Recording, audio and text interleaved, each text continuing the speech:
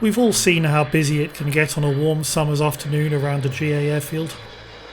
Everybody stepping on one another on the radio. The circuits perhaps not flown as considerately as they might be. But all of this pales into insignificance compared to what's going on inside controlled airspace.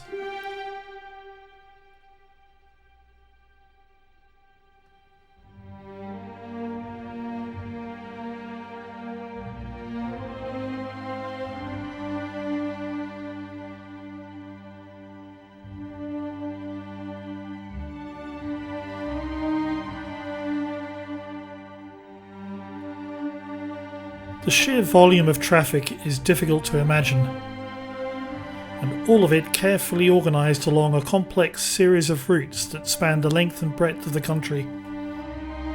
Welcome to the airways system inside controlled airspace.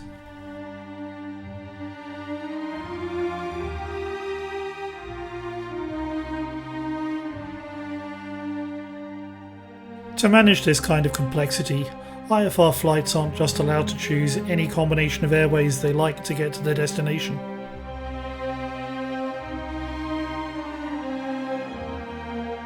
Preferred routes from one airfield to another are all defined in a little known document called the Standard Route Document, and that's what we're going to look at now. For such a handy document, they don't exactly make the SRD easy to find. I normally resort to Googling it, that's SRD, and it comes up, as you'll see, as the first hit.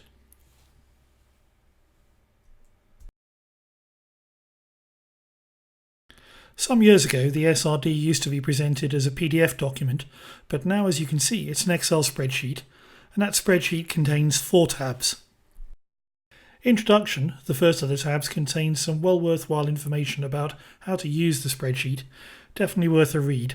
We'll cover some of what it says in the course of this video. The What's New tab does exactly what you'd expect, telling you about any material changes to the spreadsheet since the last version was published. The Notes tab provides explanatory information relating to some of the more complex routes in the document. But the real tab we're interested in is the final one, the Routes tab.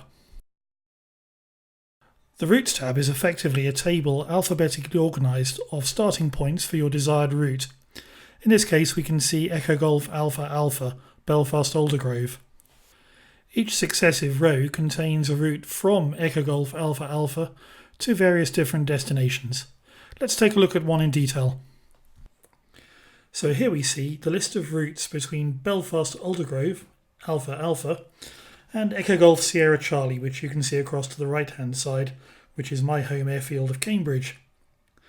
The reason that we have lots of different routes here is that each of them is designed to be flown at slightly different flight levels.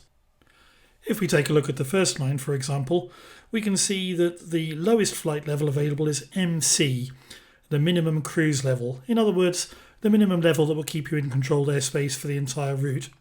And it can be flown up to flight level 7.5. If you're able to fly between flight level 7.5 and flight level 8.5, you benefit from the route on the second line. If you're an airliner or an executive jet, you might well be tempted by the routing on the very bottom line between flight level 285 and flight level 660. Potentially a much shorter route for you. Now, all of this is great if you want to route from one UK airport to another. But what about the situation where you want to leave the UK FIR? Suppose you want to fly to Lille, for example. Well, no problem, the SRD has you covered in this case too. Simply choose the 5-letter reporting point at which you wish to leave the UK FIR and look it up in the SRD. Rinty is the right one if you're heading to Lille, and here's what that looks like in the SRD. Cambridge to Rinty via Addenham, Detling and Dover, at any level up to flight level 245. These days the internet is full of flight planning tools, both free and commercial, all of which will help you get your IFR route planning right. But I still think it's worthwhile knowing about the Standard Route document. It's free, easy to use and takes a lot of the guesswork out of IFR route planning. I hope you've enjoyed this video. I'm looking forward to seeing you on another one soon.